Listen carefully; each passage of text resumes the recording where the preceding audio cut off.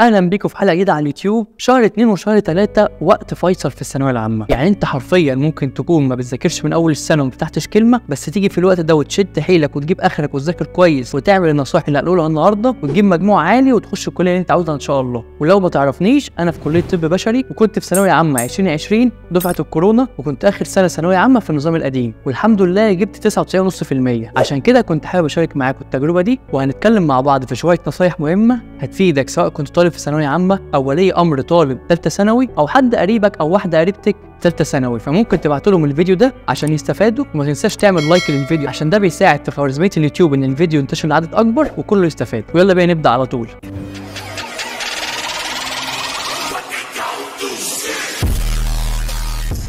أول وأهم وصية ونصيحة معانا النهاردة وهي الثقة والاعتماد الكلي على ربنا. لازم تكون عارف ومتأكد إن اختيار ربنا ليك واختياره للكلية بتاعتك أحسن مليون مرة من اختيارك أنت. عشان كده لازم نفرق بين حاجتين مهمين جدا، تعبك ومذاكرتك ده حاجة، والنتيجة وتوفيق ربنا ليك والكلية اللي اختارها لك دي حاجة تاني خالص. انت ممكن ربنا يوفقك في حاجات تاني ويعوض تعبك ده في حاجة بعد الكلية وبعد التخرج أصلا. عشان كده لازم تتخلص من أي أفكار سلبية تجيلك، زي إنك مثلا تقول أنا ممكن أحل حلو بس المصحح ينقصني أو يصحح غلط، أو الورقة بتاعتي والدرجات بتاعتي تتبدل مع حد تاني حل أقل مني. فارفض وامنع أي فكر يجيلك زي كده، وثق تماما إن ربنا لو عاوزك تجيب مجموعة أو درجة معينة هتوصل لها أيا كان. وتاني وصية ونصيحة معانا النهاردة وهي لازم تكون عارف ان ثالثه ثانوي دي ماراثون مش سباق سرعه. يعني ما ينفعش تفضل تراكم اللي عليك وما تذاكرش وتقول هات بقى قبل الامتحان باسبوع ولا كام يوم والم الدنيا، مفيش الكلام ده. عشان كده ده اللي هياخدنا لرقم 3، وهو انك لازم تحط المذاكره كروتين اساسي في يومك وعاده اساسيه كل يوم زي الاكل والشرب، عشان فعلا لو عاوز تجيب مجموع عالي وتخش كليه من كليات القمه زي ما بيقولوا، مع اني مش مع المصطلح ده، بس فعلا الكليات دي بتبقى عايزه مذاكره كتير جدا، والمذاكره هتبقى حاجه اساسيه في اليوم ما ينفعش تستغنى عنها. لدرجه اني لما باخد اجازات من الكليه عندي بيبقى كل فين وفين، بس ببقى صاحي من النوم كده حاسس ان في حاجه غلط، مش متعود، عشان كنت صاحي متعود ان اذاكر، فبقوم واذاكر برضه، بس مش شرط محاضرات تبع الكليه او حاجه ليها علاقه بالطب، لا ممكن اذاكر واقرا اكتر مثلا في التغذيه، في الرياضه، في الجيم والتمرين، حاجات تبع الشغل بتاعي، وباخد كورسات جديده. ولحد النهارده مفيش اجازه عدت عليا من ساعه ما دخلت الكليه دي غير وانا واخد كورس جديد ومتعلم حاجه جديده. ما كنتش احب الاجازه تعدي عليا من غير ما استغلها، عشان المذاكره بقت جزء اساسي في اليوم. ما ينفعش اليوم يعدي من غير ما اقعد اذاكر شويه او اقعد اقرا شويه. فحط المذاكره روتين اساسي في يومك. ورابع وصيه ونصيحه معانا النهارده وهي حاول تقعد في البيت اكتر وقت ممكن، وتخلي دروسك كلها اونلاين على قد ما تقدر، عشان تبقى مركز اكتر في المذاكره وتدي وقت للمذاكره اكبر. في دفعتي مثلا والسنه بتاعتي قبل ما تيجي كورونا كنت كل الدروس باخدها بره، كنت بضيع وقت كبير قوي في الدروس، ما كانش على ايامنا لسه الاونلاين، كان في وقت قوي بيضيع مني وما كنتش عارف اقعد في البيت فتره عشان اركز واعرف اذاكر. لكن اول ما جت كورونا تقريبا في الاسبوع الاول او الثاني في شهر 3 وكله قاعد في البيت، الفتره دي ساعدتني ان اقعد في البيت وابقى مركز واذاكر احسن كتير قوي من الاول. وكان اعتمادي الاكبر على اليوتيوب، كنت بذاكر من الدروس والفيديوهات اللي بتبقى نازله عليه، وكنت باخد كام درس كده في البيت مع واحد او اتنين تاني من صحابي، وما كنتش بتحرك من البيت حرفيا، كان يومي كله مذاكره ونوم. فالصراحه لميت الدنيا اكتر في الفتره دي. وخامس وصيه ونصيحه معانا النهارده وهي حاول تهتم وتركز اكتر على الحل في الفتره دي بالذات، عشان المخ بيثبت المعلومه اكتر عن طريق الحل، مش مجرد انك تقرا الدرس وتذاكره كده يبقى خلاص. لازم تحل على الدرس اول باول بعد ما تخلص مذاكرته، ما تكتفيش بس بالقرايه، ركز على الاثنين، خلص الدرس وتحل عليه على طول، هيثبت في دماغك ومش هتنساه تاني. وسادس حاجه، درجات امتحانات الدروس عمرها ما كانت مقياس ابدا بدرجاتك في اخر السنه. عايز اقول لك انا عمري ما قفلت امتحان في الدروس طول السنه،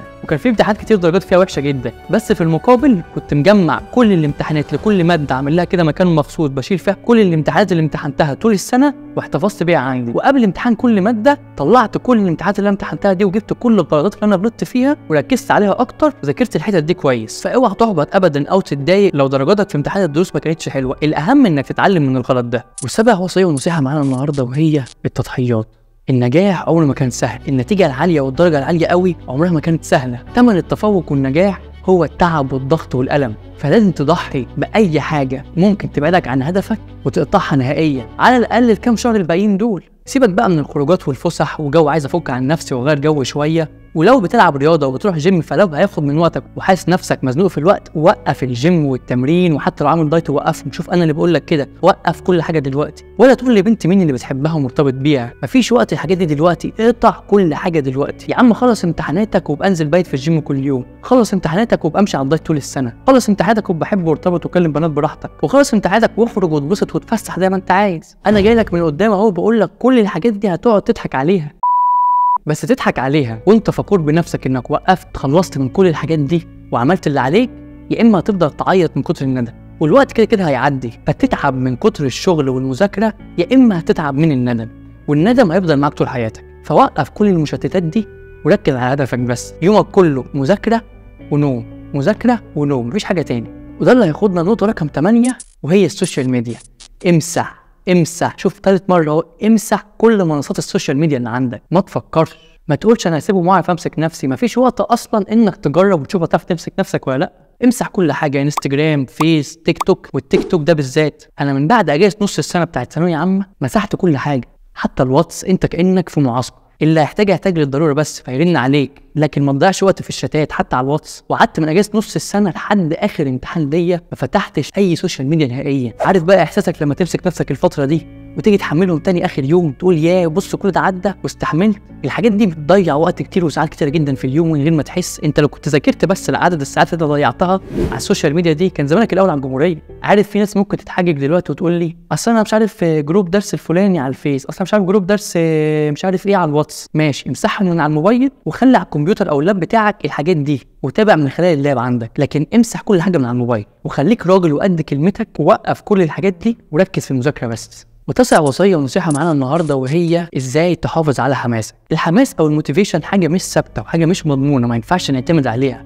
يوم هتصحى من النوم يبقى عندك الحماس عالي قوي وتبقى عايز تذاكر وتقطع الكتب، يوم تاني هتصحى محبط ومالكش نفس تفتح كتاب، فما ينفعش نعتمد على الحماس. طب ايه الحاجه اللي المفروض تعتمد عليها اكتر وهي اللي بتحركنا؟ الاهداف. اهدافك هي اللي بتحركك، الحاجات اللي انت عاوز توصل لها هي اللي بتخليك تكمل. فبالتالي لما يجي اليوم اللي انت محبط فيه بتفتكر الاهداف بتاعتك وتقوم وتشتغل وتعمل اللي عليك، ايا كان المود بتاعك، ايا كان الحماس بتاعك عامل ازاي، تفتكر الهدف بتاعك وبتفتكر كل اللي انت عاوز توصل له فبتكمل. وبدل مثلا ما تشتت نفسك وتقعد تحتار في الكليات اللي انت عايز تخشها من دلوقتي، انت لو ركزت انك تجيب اعلى مجموع تقدر عليه وبعد كده تحط رجل على رجل وتختار الكليه اللي انت عايزها، فركز انك تجيب اعلى مجموع تقدر عليه، يكون ده هدفك الاول. وممكن تربط الاهداف بتاعتك بفيديو حماسي او اغنيه حماسيه بتسمعها بتفكرك بيه. وانا كنت بعمل حركه وانا في ثانويه عامه، كان عندي زي بلاي ليست كده حاطط فيها كام فيديو، كنت دايما قبل ما ابدا مذاكره كنت بسمعهم من على اللاب طبعا مش الموبايل، وهحط لك احسن 3 فيديوهات كنت بسمعهم قبل ما ابدا مذاكره، فيديوهات حماسيه في صندوق الوصف تحت في الديسكريبشن، ممكن تحتاجهم ويزودوا حماسك شويه. طبعا كل شخص غير التاني في الحته دي، بس لو عجبوك وعايز فيديوهات تاني زي دي قول لي واشير لك على طول. وعاشر وصيه ونصيحه معانا النهارده وهي مخصصه لليالي الامتحانات. شهر الامتحانات ده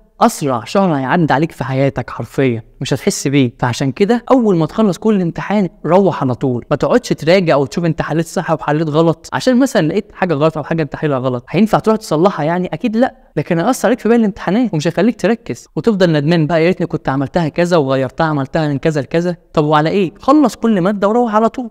بمجرد الماده ما تخلص خلاص اقفل الماده دي من دماغك، ايا كان انت عملته صح غلط خلاص ركز في الماده الجايه. وانا عمري في حياتي ما خلصت اي ماده وقعدت اراجع بره، كنت اخلص الماده واروح على طول على البيت، خلاص الماده خلصت افكر في الماده اللي بعديها، ايا كان اللي حليته صح غلط، حاسس ان حليت حلو حاسس ان حليت وحش مش مهم، خلاص انا عايز اركز تركيزي كله للماده الجايه. وفي حاجه ثانيه بعملها قبل الامتحان بيومين تقريبا، يعني مثلا الامتحان يوم الاحد كنت بطلع الجمعه الصبح الساعه مثلا 5 او 6 الصبح واحط السماعات واطلع اجري مع نفسي ساعه كده واروح. الموضوع ده كان بيساعدني جدا اني بشيل كل الاسترس والضغط اللي عليا، وكنت بروح اذاكر كده بروقان ولا كأني في امتحانات ولا كأني في حاجه. وانا مش شرط بقول لك لازم تعمل كده، بس شوف انت ايه المناسب معاك بحيث تقلل وتشيل من الاسترس ده، عشان الاسترس العالي ولو حاسس انك مضغوط في الامتحانات ده هيقلل من الكفاءه بتاعتك وهيقلل من تركيزك في المذاكره. فشوف انت بتحب تعمل ايه يقللك الاسترس ده واعمله، حتى لو خد منك ساعه في اليوم، الساعه دي كفيله انها تصلح باقي 23 ساعه بتوعك. وفي حاجه تانية برضو كنت بعملها بس دي ليله الامتحان، مش عارف هتصدقني ولا لا، بس فعلا كل ليله امتحان كنت اخلص مثلا مذاكره بالليل على الساعه 10 او 11 خلاص انا خلصت مذاكره وقفلت كل حاجه، كنت بسمع فيلم اجنبي. ولحد النهارده فاكر كل فيلم سمعته في ليله كل ماده، سواء كان ماده عربي انجليزي كيمياء فيزياء، كل ليله الامتحان من دي كان ليها فيلم انا فاكرهم لحد دلوقتي. وكنت برضه بمجرد ما اخلص مذاكره ليله الامتحان وخلاص نمت مفيش مذاكره تاني الصبح بقى، كنت بصحى على مهلي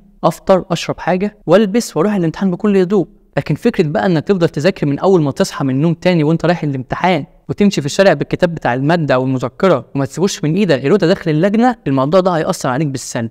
ازاي؟ ان لو المعلومه اللي انت ذاكرتها دي في السكه جت في الامتحان مخك مش هيفتكر المعلومه اللي انت مذاكرها طول السنه ومثبتها، لا هيفتكر الحاجه السريعه اللي انت قريتها، فبالتالي ممكن ما يفتكرهاش. نفس فكره التطبيق برضو قبل الامتحان، ان انت تفضل مطبق من ليله الامتحان لحد الامتحان الصبح المفروض بتذاكر، بس الموضوع ده هيدخلك الامتحان فيه ستريس عالي قوي، واصلا المعلومات بتتخزن في المخ وانت نايم، فبالتالي كل اللي انت ذاكرته ده وانت مطبق لحد الامتحان ممكن ما تفتكروش، والاسترس العالي ده هيخليك مش مركز في الامتحان خالص، وهتحس في الامتحان ان انت ناسي كل حاجه. فحاول قبل الامتحان بفتره تبدا تظبط نومك وتنام بدري وتصحى بدري. واخر حاجه عاوز اقولها لك، ذاكر واتعب عشان يوم النتيجه تبقى فخور بنفسك. ذاكر واتعب عشان اهلك وقرايبك كلهم يبقوا فرحانين بيك وفخورين بيك. ذاكر واتعب عشان لما تعدي تاني على اماكن الدروس تقول ياه ده الموضوع كان صعب قوي بس الحمد لله عدى. ذاكر واتعب وتخيل احساسك يوم النتيجه هيبقى عامل ازاي. وبس كده، دي كانت حلقتنا النهارده، وما تنساش تعمل لايك للفيديو وتشيره عشان يوصل لاكبر عدد ممكن وكله يستفاد. ولو عاوز نتكلم او نعمل حلقه عن موضوع معين ممكن تكتب في الكومنتات تحت ونجهزه ونعمل حلقه عنه كامله. وما تنساش جيت فت وذ دكتور فت، واستنوا الحلقات الجايه.